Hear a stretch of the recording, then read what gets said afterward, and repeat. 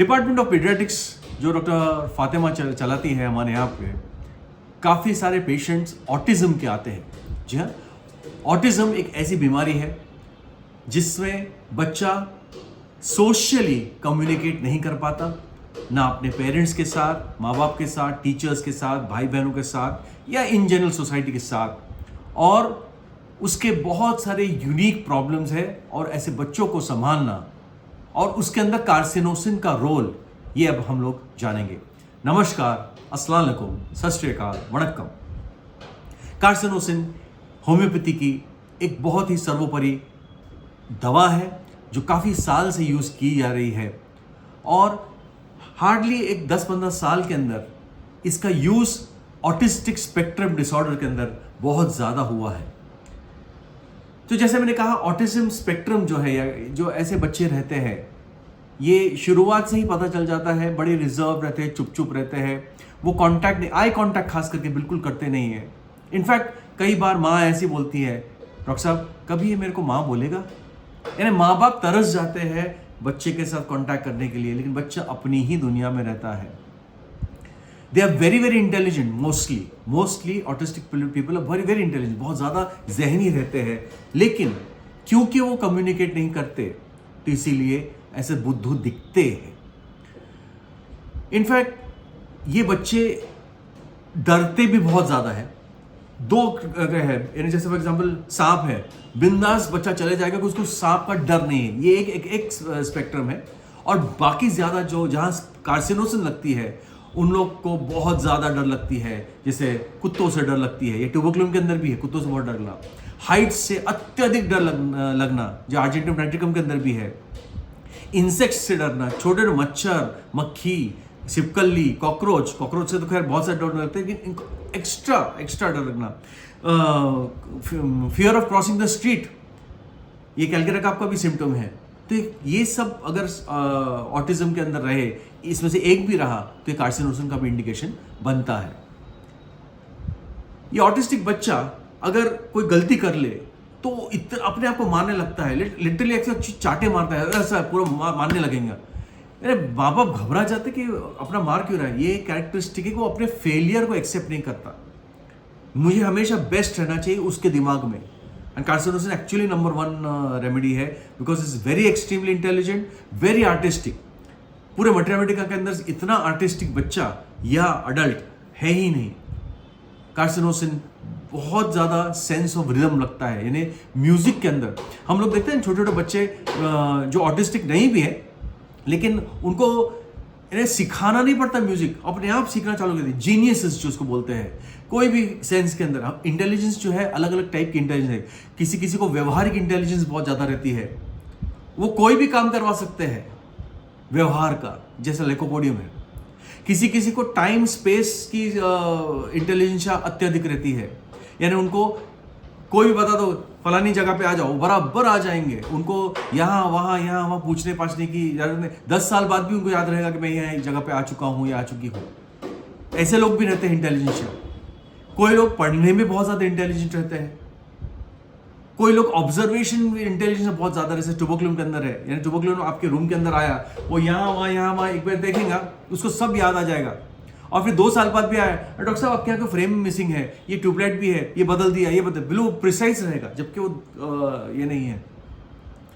किसी किसी को म्यूजिकल इंटेलिजेंस है बहुत ज़्यादा रहती है, और वो है कार्सिनोसिन के बच्चे। उनको म्यूजिक सिखाना नहीं पड़ता, they are born with inherent. तबला बनाना चालू करे, दूसरे लोगों को 1 साल लगता होगा शायद तबला के लिए, इसको कुछ दिन लग जाएंगे, कुछ हफ्ते में वो ये। So they have a very strong sense of rhythm, और नाचते भी वैसी उसी तरह है जैसे टैरेंटुला का है, टैरेंटुला हिस्पैनिका। और जैसे सीपिया का और टैरेंटुला का है, डांसिंग से उनको बहुत ही आनंद मिलता है, सुकून मिलता है। जो बेसिक उनका जो झगड़ा चलते रहता है दिमाग के अंदर कि I should be the best, मुझे ये करना है वो करना है, वो उससे पीस मिलता है।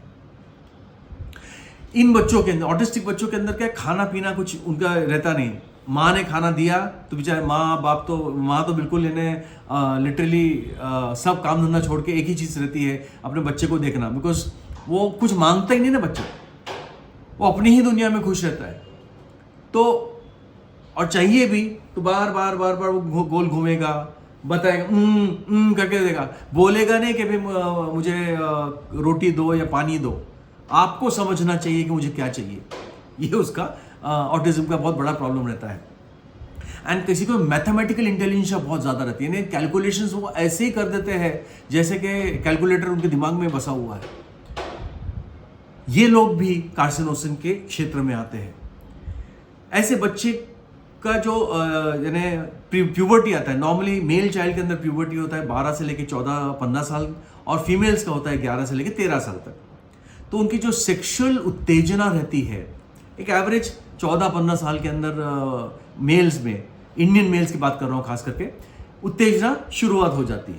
सही भी है, लेकिन ये ऑटिस्टिक चिल्ड्रन जिनको प्रिकॉक्शियस प्यूबर्टी हो गई, 9-10 साल के अंदर सेक्सुअल उत्तेजना चालू हो जाती है, और एक्सेसिव मास्टरबेशन के लिए हस्तमैथुन अगर बहुत ज़्यादा बच्चा करता है, वो बोलेगा तो नहीं लेकिन करते ही जाते हैं, तो कार्सिनोसिन बहुत हद तक इसको कंट्रोल करने में मदद करता है। काफ़ी सारे हमारे पास अडल्ट्स भी आते हैं, पूछते हैं ऐसी रैंडमली, यानी ऑटिज्म से कोई लेन देना नहीं, लेकिन साहब मैं हस्तमैथुन बहुत करता था या करता हूँ और मुझे उसे छुटकारा चाहिए, मुझे गिल्ट लगता है, मुझे अच्छा नहीं लगता, करना पड़ता है बिकॉज मैं एडिक्टेड हूँ। तो दोस्तों, कार्सिनोसिन एक बहुत अच्छी दवा है। प्लीज़ मुझसे अभी क्वेश्चन मत पूछिएगा कितने डोज में लूँ, कब तक लूँ, ये आप अपने होम्योपैथ से पूछिए। लेकिन आपको कार्सिनोसिन लेने के लिए एक तरीका चाहिए, और वो तरीका आपका अटेंडिंग होम्योपैथ, जो लोकल होम्योपैथ है, वही बता सकता है। और एक चीज़ जो कार्सिनोसिन के अंदर बहुत इंपॉर्टेंट है, और बच्चों के अंदर जिसको ऑटिज्म रहते हैं, कि उन्होंने सपोज कुछ बनाया, जैसे फॉर एग्जांपल वो कुछ ये इसको पेंट कर रहा है, तो वो चाहता है या चाहती है कि वो सब उसको अप्रिशिएट करे। ये सेम चीज़ पल्सिटला के अंदर भी रहता है। और सपोज वो अप्रिसिएशन ना मिला, फ्लैटरी ना मिली, तो उसको बड़ा दुख होता है, फिर वो गुस्से में आ जाएगा। गुस्सा दिखाता नहीं है, कार्सिनोसिन कभी अपना गुस्सा दिखाता नहीं है। उसको लगता है कि भाई मैं आपके साथ हूं तो आप मुझे समझो, मुझे हर चीज बोलना नहीं चाहिए, मेरे इशारे समझो, मेरे हाव भाव समझो। ये उसकी मानसिक अवस्था रहती है। Of course eventually family members जो है इमीडिएटली वो समझ भी जाते हैं, लेकिन कार्सिनोसिन लंबे समय तक अपना सब चीज व्यक्त नहीं करता, बहुत सीक्रेटिव रहता है, थूजा जैसे। यानी कार्सिनोसिन क्या करने वाला है, क्या सोचने वाला है, सामने वाले को जरा भी आइडिया नहीं रहती है, और वो इतना कोई अजूबा चीज कर लेता है कि बिल्कुल हम दूसरे लोग देख के हैरान हो जाते हैं कि अच्छा ऐसा भी ये कर सकता है। It is not a destructive remedy, हमेशा कंस्ट्रक्टिव रेमेडी है। खुद की और दूसरों की भलाई और बेसिक जो यानी कोई भी चीज़ कंस्ट्रक्शन, कोई आर्टिस्टिक कंस्ट्रक्शन करना है तो कार्सिनोसिन के हाथ से करवा लेना चाहिए। एक आखिरी में चलते चलते एक चीज़ है जिसको बोलते हैं टिक्स। टिक्स का मतलब होता है कोई भी रिपीटेटिव मूवमेंट। अब रिपीटेटिव मूवमेंट बार बार, ये शोल्डर मेरे हाथ में नहीं है कि मैं उसको रोक सकूं, वो अपने आप होता है, कब हो जाएगा पता नहीं, इसको बोलते हैं टिक बोलते हैं। कभी कभी किसी मुंह से गाली निकल जाती है, उसको जानबूझ के नहीं निकालता गाली, ट्यूबरक्यूलिनम जानबूझ के गाली देता है। उसके दिल भले साफ है, कार्सिनोसिन ट्यूबरक्यूलिनम दिल साफ रहते हैं, बट ट्यूबरक्यूलिनम गाली से ही बात करता है, उसको बिना गाली का कुछ समझता ही नहीं है। और वो समझता है अगर मैं गाली दूं सामने वाले को तो वो मेरा बंदा है, अपनापन महसूस करवाते हैं, ट्यूबरक्यूलिनम का है। कार्सिनोसिन जो है वो एक बीमारी के तहत, उसको टूरेट्स डिजीज बोलते हैं, यानी टिक्स आते हैं, उसके मुंह से गाली निकल जाती है और उसको खुद को खराब लगता है कि मेरे मुंह से निकली कैसे, मैं कभी देता ही नहीं। तो ये बड़ी विडंबना हो जाती है, बड़ी विचित्र समस्या हो जाती है। और खास करके एक ऑटिस्टिक बच्चा जो नॉर्मली कभी बोलता नहीं है और ऐसा टिक्स करने लगा तो और अबनॉर्मल दिखता है। दोस्तों, कार्सिनोसिन होम्योपैथी के अंदर दवा है जिसको हम लोग सही पोटेंसी में अगर दे दिया जाए तो बहुत हद तक ये टिक्स कंट्रोल होते हैं। कार्सिनोसिन के बारे में कोई प्रश्न हो तो वीडियो के नीचे पूछ सकते हैं। इंस्टाग्राम पे आदिल होम्यो सेंटर के नाम से हूँ, वहां पर आप मुझे पूछ सकते हैं। हमारी समर स्कूल है 11 से लेकर 18 जून। ये सब चीज हम लोग सिखाने वाले हैं, आपको एक्चुअल पेशेंस दिखाएंगे।